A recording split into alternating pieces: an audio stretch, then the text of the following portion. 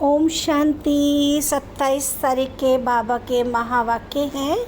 बाबा ने कहा, मीठे बच्चे, बाप समान रहम दिल और कल्याणकारी बनो। समझदार वह है जो खुद भी पुरुषार्थ करे और दूसरों को भी कराए। प्रश्न है, तुम बच्चे अपनी पढ़ाई से कौन सी चेकिंग कर सकते हो? तुम्हारा पुरुषार्थ क्या है? उत्तर है, बाबा ने बताया, पढ़ाई से तुम चेकिंग कर सकते हो हम उत्तम पाठ बजा रहे हैं या मध्यम या कनिष्ठ। सबसे उत्तम पाठ उनका कहेंगे जो दूसरों को भी उत्तम बनाते हैं, अर्थात सर्विस कर ब्राह्मणों की वृद्धि करते हैं। तुम्हारा पुरुषार्थ है पुरानी जुत्ती उतार नई जुत्ती लेने का। जब आत्मा पवित्र बने तब उसे नई पवित्र जुत्ती अर्थात शरीर मिले। ओम शांति। बच्चे दो तरफ से कमाई कर रहे हैं। एक तरफ है याद की यात्रा से कमाई और दूसरी तरफ है 84 जन्मों के ज्ञान का सिमरण करने से कमाई। इसको कहा जाता है डबल आमदनी और अज्ञान काल में होती है अल्पकाल क्षण भंगुर सिंगल आमदनी। ये तुम्हारे याद की यात्रा की आमदनी बहुत बड़ी है। आयु भी बड़ी हो जाती है, पवित्र भी बनते हो, सभी दुखों से छूट जाते हो। बहुत बड़ी आमदनी है। सतयुग में आयु भी बड़ी हो जाती है, दुख का नाम नहीं, क्योंकि वहाँ रावण का राज्य ही नहीं। अज्ञान काल में पढ़ाई का अल्पकाल का सुख रहता है और दूसरा पढ़ाई का सुख शास्त्र पढ़ने वालों को मिलता है, उससे फॉलोअर्स को कुछ फ़ायदा नहीं। फॉलोअर्स तो हैं भी नहीं, क्योंकि वह तो ना ड्रेस आदि बदलते हैं ना घर बार छोड़ते, तो फॉलोअर्स कैसे कह सकते हैं? वहाँ तो शांति पवित्रता सब है। यहाँ अपवित्रता के कारण घर घर में कितनी अशांति होती है। तुमको मत मिलती है ईश्वर की। अभी तुम अपने बाप को याद करो, अपने को ईश्वरीय गवर्नमेंट समझो, परंतु तुम हो गुप्त। दिल में कितनी खुशी होनी चाहिए। अभी हम हैं श्रीमत पर, उनकी शक्ति से सतो प्रधान बन रहे हैं। यहाँ तो कोई राज्य भाग्य लेना नहीं है। हमारा राज्य भाग्य होता ही है नई दुनिया में।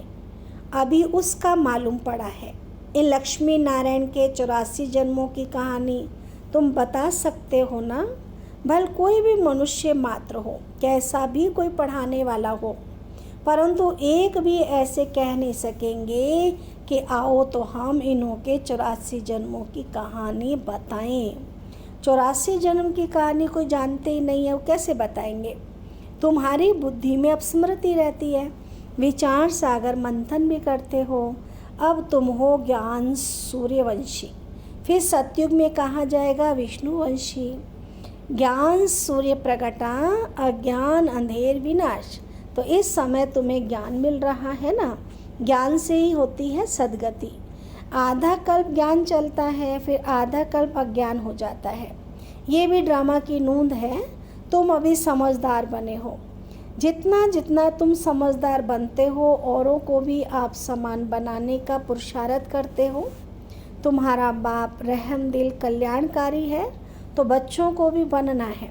बच्चे कल्याणकारी ना बने तो उनको क्या कहेंगे? गायन भी है ना, हिम्मते बच्चे मद दे बाप। ये भी जरूर चाहिए, नहीं तो वर्षा कैसे पाएंगे? सर्विस अनुसार तो वर्षा पाते हो। ईश्वरीय मिशन हो ना, जैसे क्रिश्चियन लोग क्रिश्चियन मिशन होता है ना, जो अपने पंथ के लिए काम करते हैं। इस्लामी मिशन भी होती है, वो भी अपने पंथ के लिए काम करते हैं, वे अपने धर्म को बढ़ाते जाते हैं। तुम अपने ब्राह्मण और दैवी धर्म को बढ़ाते हो। ड्रामानुसार तुम बच्चे जरूर मददगार बनेंगे। कल पहले जो पाठ बजाया था वह जरूर बजाएंगे। तुम देख रहे हो, हर एक अपना उत्तम मध्यम कनिष्ठ पाठ बजा रहे हैं। सबसे उत्तम पाठ वह बजाते हैं जो उत्तम बनाने वाला है। तो सभी को बाप का परिचय देना है। और आदि मध्य अंत का राज समझाना है। ऋषि मुनि आदि भी नेति नेति कहते गए और फिर कह देते सर्वव्यापी है और कुछ नहीं जानते। ड्रामानुसार आत्मा की बुद्धि भी तमो प्रधान बन जाती है। शरीर की बुद्धि नहीं कहेंगे, आत्मा में ही मन बुद्धि है ना। ये अच्छी रीति समझ करके फिर बच्चों को चिंतन करना चाहिए। क्या करना चाहिए? बच्चों को चिंतन करना चाहिए। फिर समझाना होता है। वो लोग शास्त्र आदि सुनाने के लिए कितने दुकान निकाल बैठे हैं। तुम्हारी भी दुकान है। बड़े बड़े शहरों में बड़े बड़े दुकान चाहिए। बच्चे जो तीखे होते हैं उनके पास खजाना बहुत रहता है। इतना खजाना नहीं है तो कोई दे भी नहीं सकते। धारणा नंबरवार होती है ना, तो बच्चों को अच्छी रीति धारणा करनी है जो किसी को भी समझा सके। बात कोई बड़ी नहीं है, बात तो सेकंड की है। बाप से वर्षा लेना है। तो महात्माएं बाप को पहचान गए हो तो बेहद के मालिक हो गए हो। मालिक भी नंबरवार होते हैं। राजा भी मालिक तो प्रजा भी कहेगी हम भी मालिक हैं। यहाँ भी सब कहते हैं ना हमारा भारत। तुम भी कहते हो श्रीमत पर हम अपना स्वर्ग स्थापन कर रहे हैं। फिर स्वर्ग में भी राजधानी है, अनेक प्रकार के दर्जे हैं। पुरुषार्थ करना चाहिए ऊंच पद पाने का। तो बाप कहते हैं जितना अभी पुरुषार्थ कर पद पाएंगे वही कल्पांतर के लिए होगा। इम्तहान में कोई की कम मार्क्स हो जाती है तो फिर हार्ट फेल भी हो जाते हैं। ये तो है बेहद की बात। पूरा पुरुषार्थ नहीं किया तो दिल शिकस्त भी होंगे, सजा भी खानी पड़ेगी। उस समय कर ही क्या सकेंगे? कुछ भी नहीं ना। आत्मा क्या करेगी उस समय? वो लोग तो जीव घात करते हैं, डूब मरते हैं। इसमें घात आदि की बात नहीं है। आत्मा का तो घात होता ही नहीं है, वो तो अविनाशी है ना। बाकी शरीर का घात होता है जिससे तुम पाठ बजाते हो, अभी तुम पुरुषार्थ करते हो। ये पुरानी जुत्ती उतार हम नई दैवी जुत्ती ले लेवे। ये कौन कहते हैं? आत्मा कहती है। जैसे बच्चे कहते हैं ना हमको नया कपड़ा दो। हम आत्माओं को भी शरीर रूपी नया कपड़ा चाहिए। बाबा कहते हैं तुम्हारी आत्मा नई बने तो शरीर भी नया चाहिए, तब शोभा है। आत्मा के पवित्र होने से 5 तत्व भी नए बन जाते हैं। 5 तत्व का ही शरीर बनता है। जब आत्मा सतो प्रधान है तो शरीर भी सतो प्रधान मिलता है। आत्मा तमो प्रधान है तो शरीर भी तमो प्रधान है। अब सारी दुनिया के पुतले तमो प्रधान हैं। दिन प्रतिदिन दुनिया पुरानी होती जाती है, गिरती जाती है। नए से पुरानी तो हर एक चीज़ होती है, पुरानी और फिर डिस्ट्रॉय होती है। ये तो सारी सृष्टि का सवाल है। नई दुनिया को सतयुग, पुरानी दुनिया को कलयुग कहा जाता है। बाकी संगम का तो किसी को भी पता ही नहीं। तुम ही जानते हो ये पुरानी दुनिया बदलनी है। अब बेहद का बाप, जो बाप टीचर गुरु है, उनका फरमान है कि बच्चे पावन बनो। काम जो महाशत्रु है ना उस पर जगत जीत बनो। जगत जीत अर्थात विष्णु वंशी बनो। एक बात ही है, इन अक्षरों का अर्थ तुम बच्चे अच्छी रीति जानते हो। बच्चे जानते हैं हमको पढ़ाने वाला कौन है? बाप ना। पहले तो ये पक्का निश्चय चाहिए। बच्चा बड़ा होता है तो बाप को याद करना पड़े, फिर टीचर को, फिर गुरु को याद करना पड़े। भिन्न भिन्न समय पर तीनों को याद करेंगे। यहाँ तो तुमको तीनों ही इकट्ठे एक ही टाइम मिले हैं। बाप, टीचर, गुरु एक ही है। वो लोग तो वानप्रस्थ का भी अर्थ नहीं समझते हैं। वानप्रस्थ में जाना है इसलिए समझते हैं गुरु करना चाहिए। 60 वर्ष के बाद गुरु करते हैं, ये कायदा अभी ही निकला है। तो बाप कहते हैं इनके बहुत जन्मों के अंत में वानप्रस्थ अवस्था में मैं इनका सतगुरु बनता हूँ। बाबा भी कहते 60 वर्ष के बाद सतगुरु किया है, जबकि निर्वाण धाम जाने का समय है। बाप आते ही है सबको निर्वाण धाम में ले जाने के लिए। मुक्ति धाम जाकर फिर पाठ बजाने के लिए आना है। वानप्रस्थ अवस्था तो बहुतों की होती है, फिर गुरु करते हैं। आजकल तो छोटा बच्चा हुआ उनको भी गुरु करा देते हैं। फिर गुरु को दक्षिणा मिल जाएगी। क्रिश्चियन लोग क्रिश्चनाइज क्रिश्चियनाइज कराने गोद में जाकर देते हैं, परंतु वह कोई निर्वाण धाम में नहीं जाते हैं। भले गोद में बैठ जाते हैं लेकिन क्रिश्चियन भी बन जाते हैं, लेकिन बाबा कहते हैं ऐसे तो कोई परम धाम जा ना सके। ये सब राज बाप बैठकर समझाते हैं। ईश्वर का अंत तो ईश्वर ही बताएंगे, शुरू से लेकर बतलाते आए हैं। अपना अंत भी देते हैं और सृष्टि का ज्ञान भी देते हैं।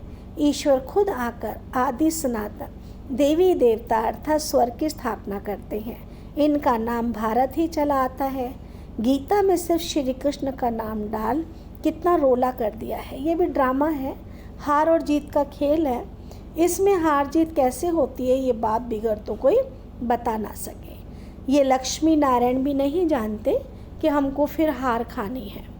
ये तो सिर्फ तुम ब्राह्मण ही जानते हो, शूद्र भी नहीं जानते। बाप ही आकर तुमको ब्राह्मण से देवता बनाते हैं। हमसो का अर्थ बिल्कुल अलग है, ओम का अर्थ अलग है। मनुष्य तो बिगर अर्थ जो आया वह कह देते हैं। अभी तुम जानते हो कि कैसे नीचे गिरते हैं फिर चढ़ते हैं।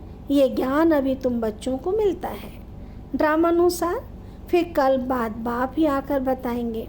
तो जो भी धर्म स्थापक हैं वह आकर फिर अपना धर्म अपने समय पर स्थापन करेंगे। नंबरवार पुरुषार्थ अनुसार नहीं करेंगे, नंबरवार समय अनुसार आकर अपना अपना धर्म स्थापन करते हैं। ये एक बाप ही समझाते हैं मैं कैसे ब्राह्मण फिर सूर्यवंशी फिर चंद्रवंशी डिनाइस्टी स्थापन करता हूँ। अभी तुम हो ज्ञान सूर्यवंशी जो फिर विष्णुवंशी बनते हो। अक्षर बड़ी खबरदारी से लिखने होते हैं जो कोई भूल ना सके। तुम जानते हो ये ज्ञान का एक एक महावाक्य रत्न हीरे हैं। बच्चों में समझाने की बहुत रिफाइननेस चाहिए। कोई अक्षर भूल से निकल जाए तो फट से राइट कर समझाना चाहिए। सबसे कड़ी भूल बाप को भूलना है। बाप फरमान करते हैं बच्चे माम एकम याद करो, ये भूलना नहीं चाहिए। बाप कहते तुम बहुत पुराने आशिक हो हैं और आशिकों को याद ही नहीं हम आशिक हैं। तुम सब आशिकों का एक माशूक है। वह तो एक दो की शक्ल पर आशिक माशूक होते हैं, यहाँ तो माशूक है एक। वह एक कितने आशिकों को याद करेंगे? अनेकों को एक याद करना तो सहज है। अनेक बच्चे हैं जो आशिक हैं, सारे आशिक एक माशूक को याद कर सकते हैं। अब एक माशूक अनेक आशिकों को कैसे याद करेंगे? कैसे अनेकों को याद करेंगे? एक तो बाबा कहते हैं, बाबा को बच्चे कहते हैं बाबा हम आपको याद करते हैं, आप हमको याद करते हैं। अरे याद तुमको करना है। पतित से पावन होने के लिए मैं थोड़ी पतित हूँ जो याद करूँगा। तुम्हारा काम है याद करना, क्योंकि पावन बनना है ना। जो जितना याद करते हैं और अच्छी रीति सर्विस भी करते हैं उनको धारणा भी बहुत अच्छी होती है। याद की यात्रा बहुत डिफ़िकल्ट है, इसमें ही युद्ध चलती है। बाकी ऐसे नहीं कि 84 का चक्र तुम भूल जाएंगे। यह कान सोने का बर्तन चाहिए। जितना तुम याद करेंगे उतनी धारणा अच्छी होगी, इसमें ताकत रहेगी। इसलिए कहते हैं ना याद का जौहर चाहिए। ज्ञान से कमाई होती है, याद से सर्व शक्तियाँ मिलती हैं। नंबरवार तलवारों में भी नंबरवार जौहर का फ़र्क होता है। वह तो है स्थूल बातें। मूल बात एक बाप कहते हैं अल्फ को याद करो। मूल बात है ना, हम बच्चों को ये भूलनी नहीं चाहिए। ये खास हम बच्चों के लिए बाबा कहते हैं अल्फ को याद करो और किसी को नहीं। एक बात भी याद नहीं कर सकते तो क्या पद पाएंगे? दुनिया के विनाश के लिए ये एटॉमिक बम जाकर रहेगा और कुछ नहीं। उसमें ना सेना चाहिए ना कैप्टन चाहिए। आजकल तो ऐसा बनाया है जो वहाँ बैठे बैठे बम छोड़ेंगे। तुम यहाँ बैठे बैठे राज्य लेते हो, वे वहाँ बैठे सबका विनाश कर देंगे। तुम्हारा ज्ञान और योग उनका मौत का समान इक्वल हो जाता है। ये भी खेल है। एक्टर्स तो सब है ना, हम सब कौन है? बाबा ने नाम दिया एक्टर्स। भक्ति मार्ग पूरा हुआ। बाप ही आकर अपना और रचना के आदि मध्य अंत का परिचय देते हैं। अब बाबा कहते हैं, बच्चे व्यर्थ की बातें तुम नहीं सुनो। इसलिए कहा जाता है, hear no evil, see no evil, talk no evil, do no evil, think no evil. इसका चित्र भी बनाया है। आगे बंदर का बनाते थे, अब मनुष्य का बनाते हैं, क्योंकि सूरत मनुष्य की है परंतु सीरत बंदर जैसी है। इसलिए भेंट करते हैं। अभी तुम किसकी सेना में हो? बंदर सेना में हो या शिव बाबा की सेना में हो? शिव बाबा की। बंदर से तुमको मंदिर लायक बना रहे हैं। कहाँ की बात कहाँ ले गए? बंदर कोई पुल आदि बांध सकता है क्या? ये सब दंत कथाएं हैं। कभी भी कोई पूछे शास्त्रों को तुम मानते हो? बोलो वाह, ऐसा कौन होगा जो शास्त्रों को नहीं मानेगा? हम सबसे जास्ती मानते हैं। तुम भी इतना नहीं पढ़ते हो जितना हम पढ़ते हैं। आधा कल्प हम नहीं पढ़े हैं। स्वर्ग में शास्त्र भक्ति की कोई चीज़ होती नहीं है। कितना सहज बाप समझाते हैं। फिर भी आप समान बना नहीं सकते। बच्चों आदि के बंधन के कारण कहाँ निकल नहीं सकते। ये भी ड्रामा ही कहेंगे। तो बाबा कहते हैं, हफ्ता 15 दिन कोर्स ले, फिर आप समान बनाने लग जाना चाहिए। जो बड़े बड़े शहर है, कैपिटल में घेराव डालना चाहिए, तो फिर उनका आवाज़ निकलेगा। बड़े आदमी बिगर कोई का आवाज़ निकल ना सके, जोर से घेराव डालो तो बहुत आएंगे। बाप के डायरेक्शन मिलते हैं ना, तो बाप के डायरेक्शन पर अमल करना है, सबके पास जाना है, ज्ञान की भूं भूं करके आनी है, तभी तो आएंगे। अच्छा, मीठे मीठे सिक्के लदे बच्चों प्रति माता पिता बाप दादा का याद प्यार और गुड मॉर्निंग। रूहानी बाप की रूहानी बच्चों को नमस्ते। हम रूहानी बच्चों की रूहानी बाबा को नमस्ते नमस्ते नमस्ते। धारणा के लिए मुख्य सार है, ज्ञान और योग से अपनी बुद्धि को रिफाइन बनाना है। बाप को भूलने की भूल कभी नहीं करनी है। आशिक बन माशूक को याद करना है। सेकंड पॉइंट है, बंधन मुक्त बन आप समान बनाने की सेवा करनी है। ऊंच पद पाने का पुरुषार्थ करना है। पुरुषार्थ में कभी दिल शिकस्त नहीं बनना है।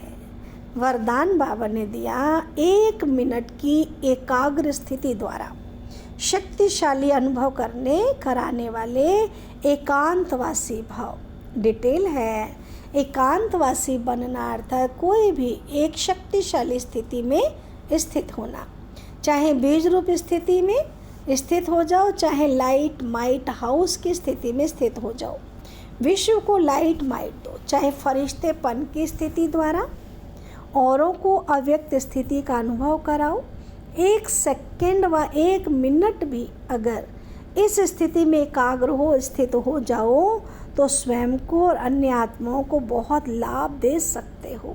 सिर्फ इसकी प्रैक्टिस चाहिए। स्लोगन है, ब्रह्मचारी वह है जिसके हर संकल्प हर बोल में पवित्रता का वाइब्रेशन समाया हुआ हो। ओम शांति, ओम शांति, ओम शांति।